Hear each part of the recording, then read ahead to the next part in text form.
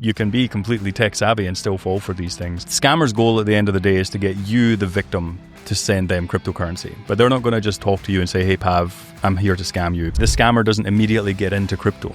They'll start talking romantically and trying to build trust. They'll drop hints about what they're doing that weekend, something lavish, usually, until you, the victim, eventually start saying, well, how are you doing this? How do you afford this? What do you do for work? Then they'll start to bring up, I'm invested in this cryptocurrency. Look, I don't know if you've ever heard about it. Like, imagine you putting your credit card money into some website. That money's gone unless you can basically go to each bank that it's moved to and somehow they'll give you the data. Like, you're not going to know where the money went. With crypto, it is, in a good light, very transparent and good for that matter. So that's the old classic one. Everyone says, crypto's only for criminals. I'm like, yeah, the ones that want to get caught. Like, it's the worst thing you could possibly use.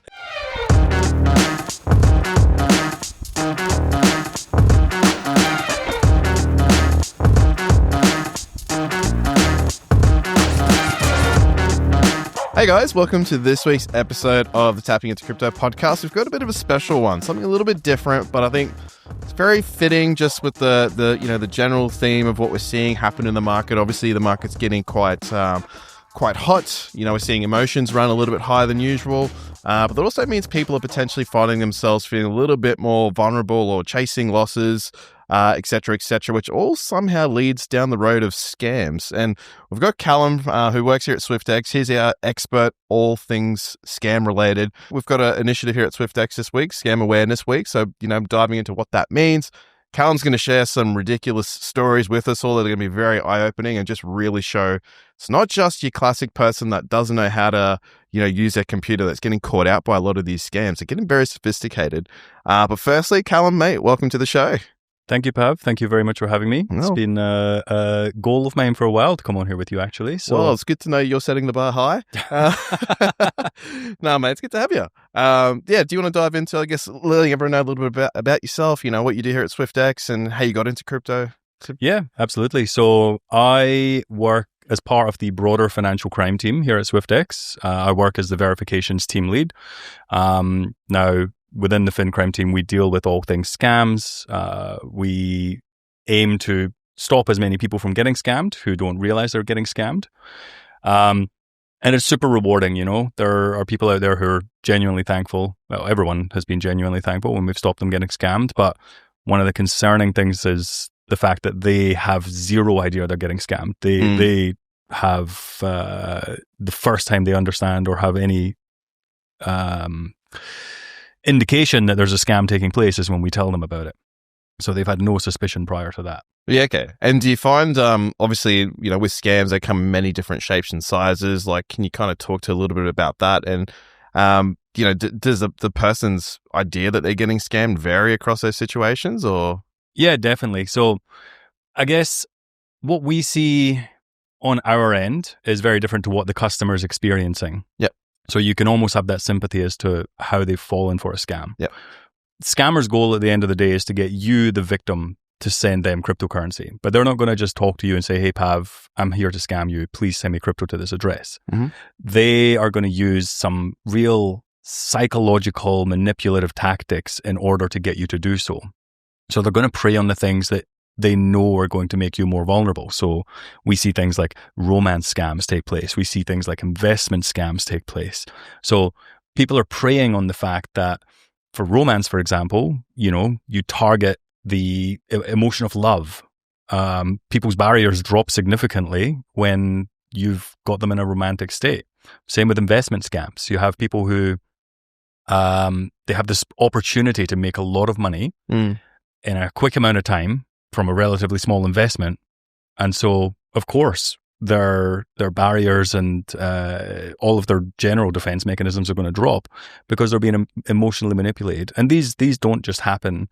It's not a short-term thing. A romance scam, I've spoken to people who've been in romance scams for 4 or 5 years. So they have a genuine belief that they're in a proper relationship with this person who they just may have never met. Okay. Is that like a common thing? Like you talk about romance scams, they're like, I know a lot of people may not even know that's a thing, but it's quite gross to think someone's being led on for multiple years as part of this sort of grooming process. It's awful. Yeah. I mean, some of the people I speak to, some of the people have only been in it for a month or two, and even that can be devastating to them.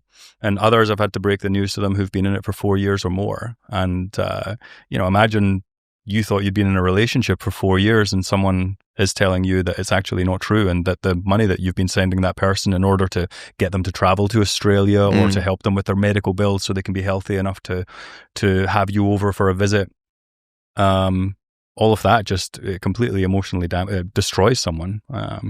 So yeah, it's scams. Obviously, it's such a small word, and people say, "Oh, I'm never going to get scammed." It's not me, but the emotional impact on these is huge for some people, and we have to be very careful about the way that we approach telling someone that they have been scammed. And you've been in crypto for quite some time. Would that be fair to say, Calum? Yeah, I actually began my journey with Swyftx as an investor. So I got into it about 5 years ago. I did all of the wrong things. I bought the top. I think that's a rite of passage at this point. I think everyone has to. I think I'm glad I did, because I think if I hadn't done it that way, I would have thought I was a super genius and then and then I would have got burned for much more. So okay. I know I began my journey with Swyftx as a customer before I became an employee, and it's actually being a customer that made me want to come and work here. I had always been more of a risk-averse investor, I guess, using property and traditional ETFs, thinking I'll just build wealth very slowly, do it slow and steady. But I realized my risk tolerance was much higher and crypto was way more fun. So do you think that's a reason why a lot of people, there's obviously people get scammed every day, right? Is the concentration high on crypto because people feel like, oh, it's just it's a place I'm happy to risk more? Or do you feel like the barriers are down? Or I guess a lot of it could be the jargon that's associated with it too. I think all of those are very good points, actually. Yeah, okay. People come into crypto already knowing it's more risky. So everything that you do in crypto, you generally are thinking you're going to take on more risk. And what you mentioned about the jargon, for example, that's something that scammers prey on. They know that crypto is still a relatively new asset class with a lot of terms that people have never heard before. Right. And I'm lucky in the sense that I got into crypto with some good minds around me who could teach me the right way.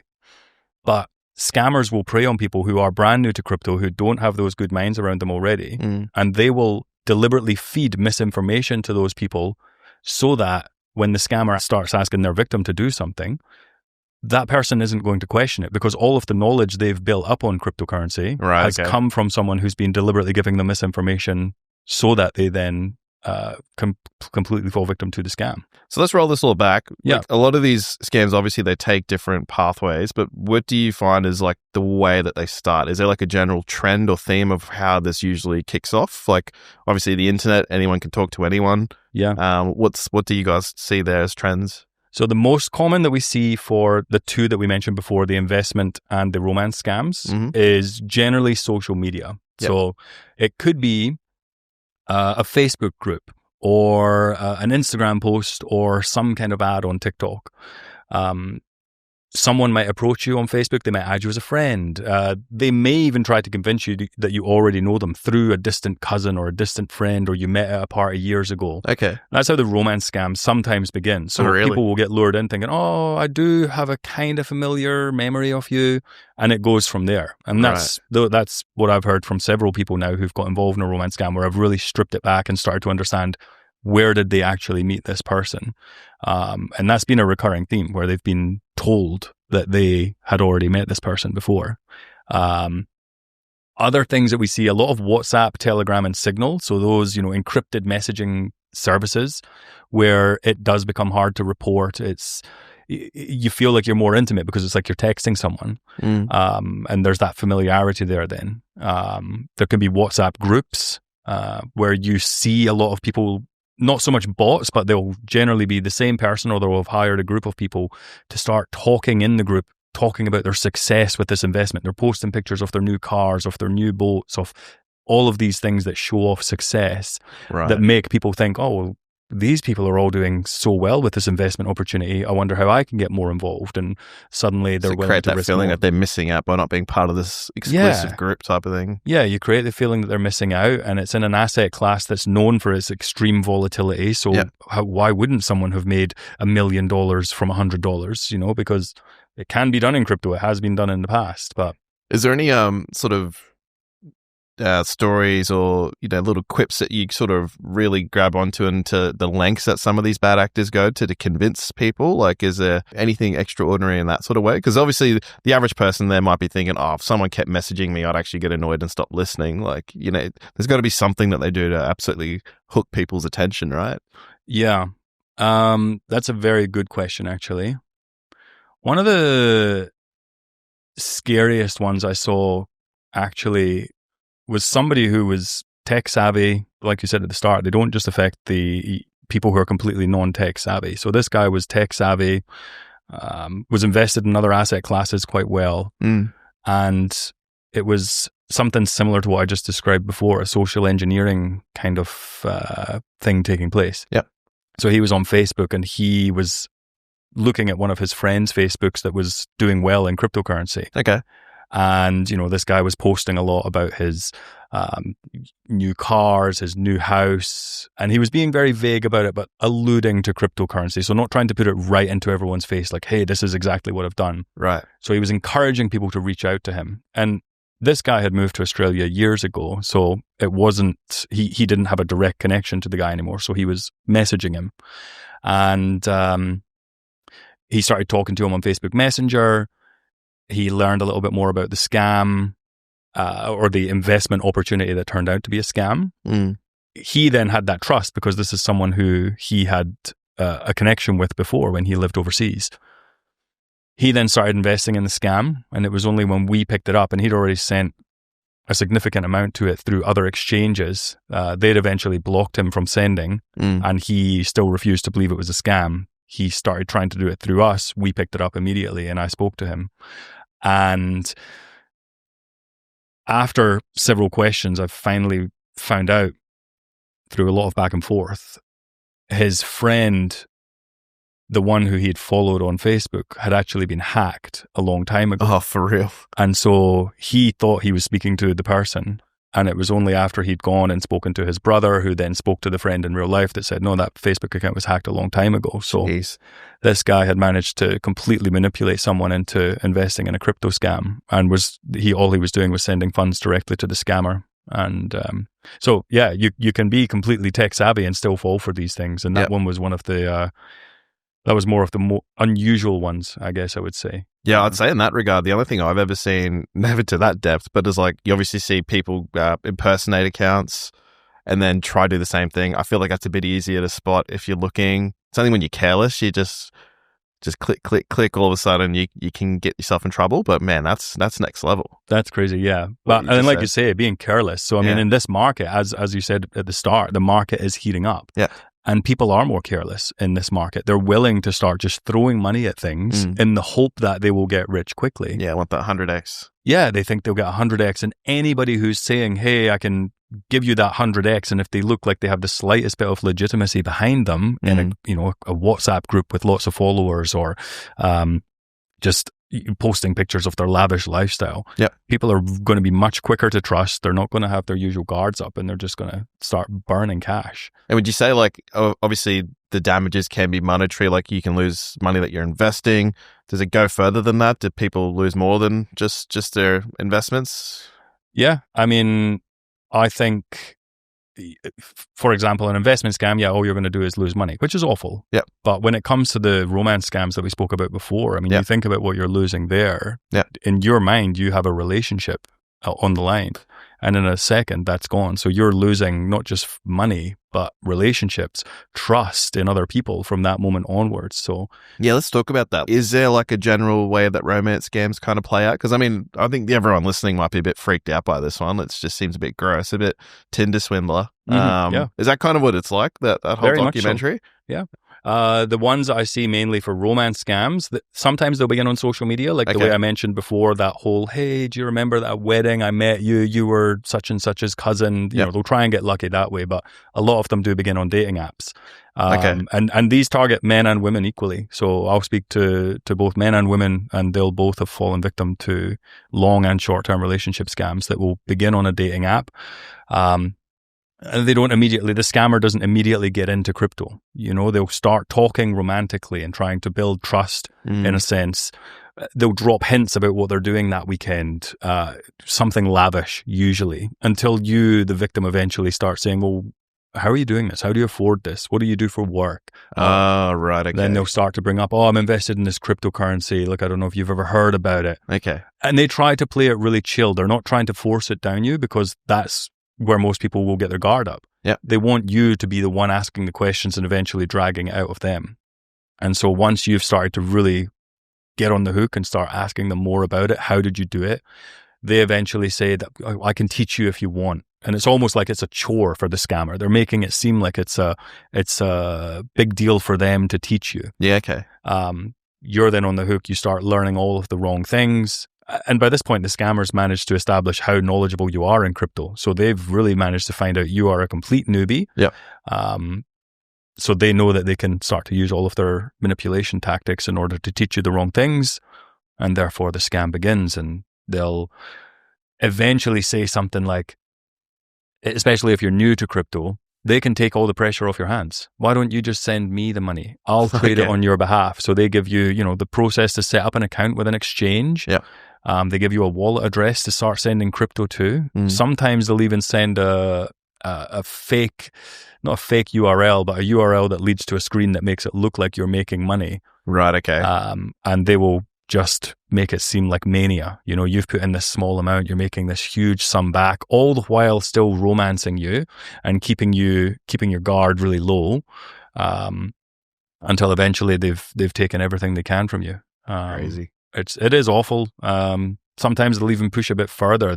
You go to start withdrawing your money. You say, I've made so much. Yep. Let me start taking it out. Yeah. And they'll say, I can do that, but the company that it's invested within, we need to pay an unlock fee or a tax in order for you to get your money back.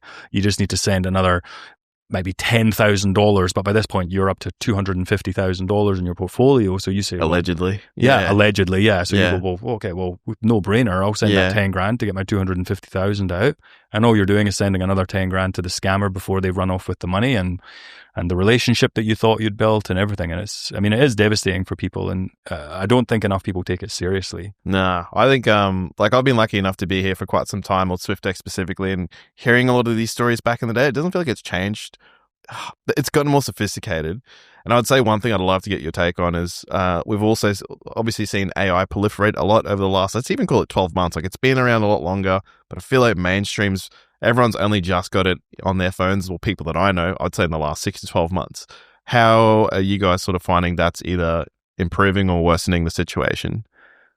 It's doing both, but if we're going to talk about how scammers are using it to worsen the situation for people, it's significant.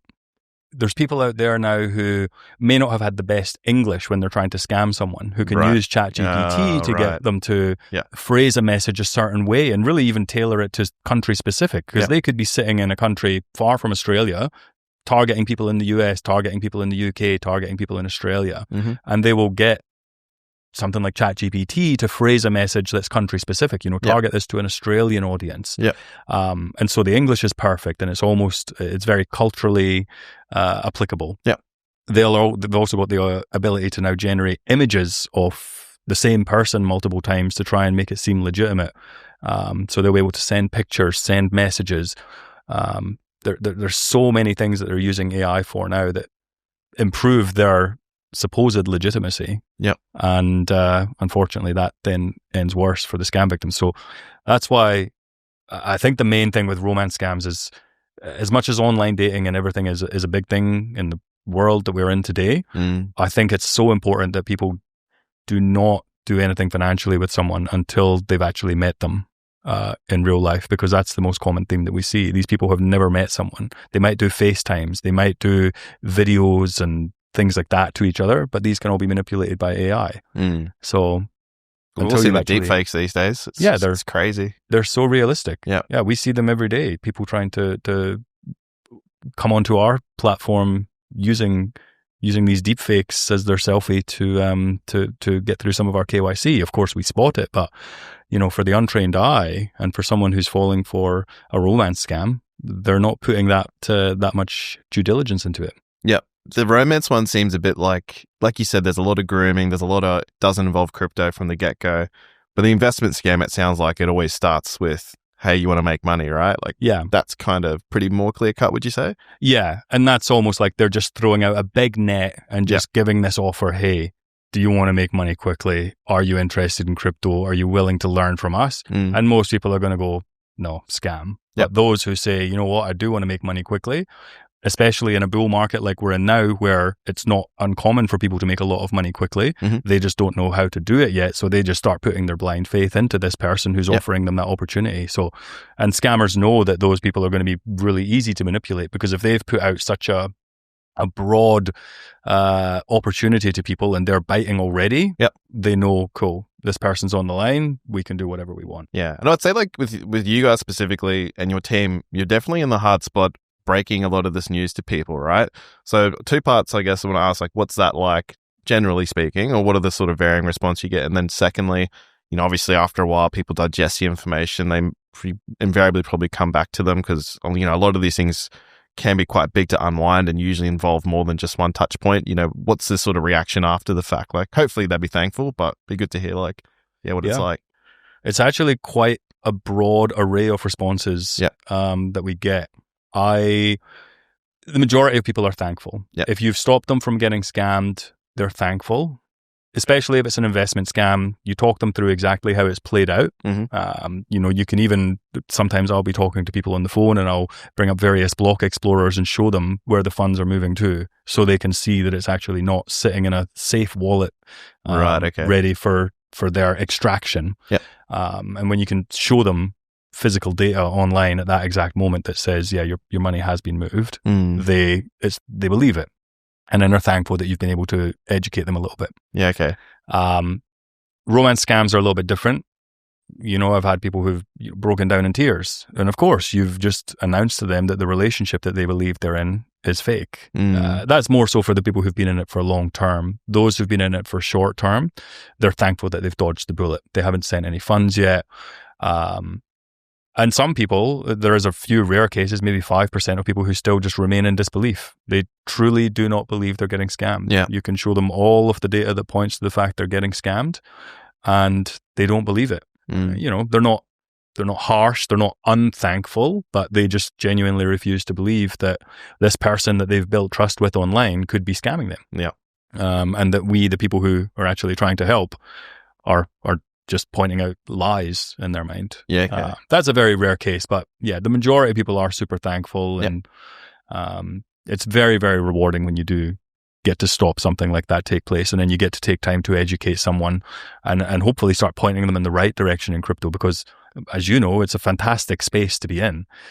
There's so much opportunity here. And I think if people just get their information from the right sources, then they can be on this extremely rewarding journey with us as well. I think it's good to call out the good too as well. Like you sort of said, the fact that you can get on the call with a lot of these people and be able to point to, hey, look, your money's actually not here, it's over here. You won't get that with any other industry, right? Like imagine you're putting your credit card money into some website, that money's gone. You unless you can, sequester, like basically go to each bank that it's moved to and somehow they'll give you the data. She's like, you're not going to know where the money went. With crypto, it is, in a good light, very transparent and good for that matter. So that's the old classic one. Everyone says, crypto's only for criminals. I'm like, the ones that want to get caught. Like it's the worst thing you could possibly use. It really, blockchain technology, it's so easily traceable. You can follow the funds from spot to spot to spot, and you can do it with a simple Google search sometimes with certain block explorers, which I've actually done with people, as I mentioned. So there is that old adage that crypto is the secret way to move money, but it's definitely not. It's the opposite. And I guess that's kind of hopefully a thing we all think about, as the whole industry matures, progresses, just advances, right? The way to, as much as like we're always happy to, or you guys specifically happy to jump on the phone and jump in front of these things, hopefully by that, some stage in the future, the technology itself is kind of, developed in such a way that it has these innate ways to protect people. Like, it's just nice to think about. It could be possible one day. But right now, like you said, we're just so early in just the arc of all of this. And and again, like it's just not a crypto thing. Like, again, I just point back to Tinder Swindler. Like that was pretty eye-opening for me when I watched that. I was like, wow, people really getting sucked into this? Like, that's crazy. It's wild. Now, when I've spoken to some of the people who've fallen for similar scams, I can completely sympathize with how they've done it. How they have been seduced by someone like the Tinder Swindler. Yeah, that's crazy. Now, again, like this is Scam Awareness Week here at Swyftx. Like, what does that actually mean? As far as what's happening on that front. Yeah. So for us, it's really just about raising even more awareness about scams. Yeah. Everyone thinks they're not going to get scammed, and nobody's willingly trying to get themselves scammed, but people do get scammed. Yeah. And so our aim here for this week in particular is just to raise the awareness of what these scams are, how to stay safe from scams, and just not sending your money to a stranger on the internet effectively. We've only discussed romance scams and investment scams, but there's so many other tactics that scammers use out there. You know, if we have time for one more, I can tell you just one of the ones that we've seen most recently, and this is one that really catches even the tech savvy people out, is the SMS spoofing. So what scammers are doing is they're spoofing the phone numbers of big exchanges, not just it's Swyftx, it's all the other big exchanges that around the country and around the globe, and they'll be able to spoof the number that we might use to text our customers. So it looks as though it's come from us, and they'll say something like, have you just recently logged in from China? And you say, well, no, I haven't. And there's a message that says, if you wasn't you, call this number. You call the number, you speak to someone who sounds very legitimate. They start telling you that your funds are compromised. And the way to recover them and to keep them safe is to send them to a new wallet address. They provide that for you, or they even help you set up a wallet address. So you think it's yours, but they also have the seed phrase to access it. Yeah, wow. And so you start moving money, and some people have moved, hundreds of dollars. Some people have moved millions. Yep. And that's just something to be super aware of. So we at Swyftx, and no legitimate exchange, will ever tell you to move your cryptocurrency from one place to another, whether that's from the exchange to a wallet or from one of your personal wallets to another wallet. So that's what this week is about. Just raising that awareness of all the things that are taking place now, and hopefully helping you keep your money in your own hands. I agree. Some of us might be obviously heard of quite a few of these stories, feel like we've got a pretty good guard up. It's kind of also our jobs as well. This is like a community thing, right? Like we'll have family and friends that come into crypto to be their first time. Just to be aware of like what can happen out there, just so you're aware that when you're like, my father-in-law gets, reached out to by Shane Warne prior to obviously him passing away, like saying, I've got an investment opportunity you can't miss. Like you can kind of be armed with, all right, well, I know what this is. Yeah. No, absolutely. Thanks, Calum. I think this has hopefully been very insightful for a lot of people. Hopefully next time you're back on, we can talk more markets and less about, people getting scammed. But I think it's really good that we're taking the time to sort of point this one out. Just because it's just such an easy thing to debunk and just have a conversation around. Then people just go, "Oh, crypto's just that thing that is how people get scammed." Or like, "Nah, come on, let's really talk about it." So it's good. Yeah. No, I would love that, Pav. I'd love to come on and talk about more of the positives next time. Yeah. Because as I said, this is a fantastic space to be in. So hopefully we can do that the next time. Thank you. All right, guys, that's it from us this week. We'll catch you again next time.